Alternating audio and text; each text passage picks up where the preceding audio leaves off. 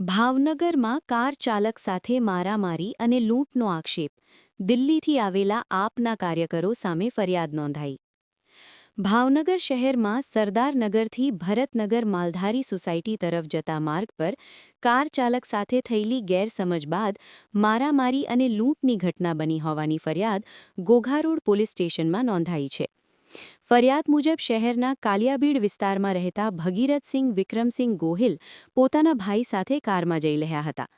આ દરમિયાન રસ્તા પર ચાલતા બે વ્યક્તિઓ સાથે બોલાચાલી થઈ હતી, જે બાદ વાત વધતા બંને શખ્સોએ ઉશ્કેરાઈ જઈ મારામારી શરૂ કરી હતી.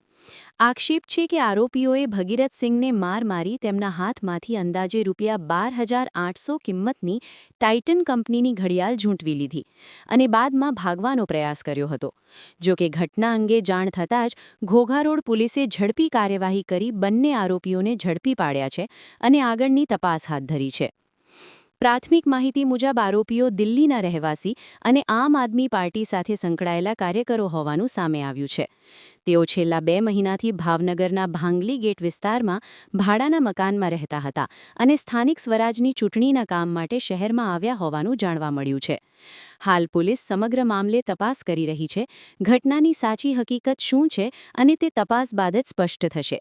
આ ઘટનાને પગલે શહેરમાં રાજકીય ચર્ચાઓ તેજ બની છે. કેમેરામેન હિરેન મારુ સાથે ફિરોઝ મલિક, ભાવનગર.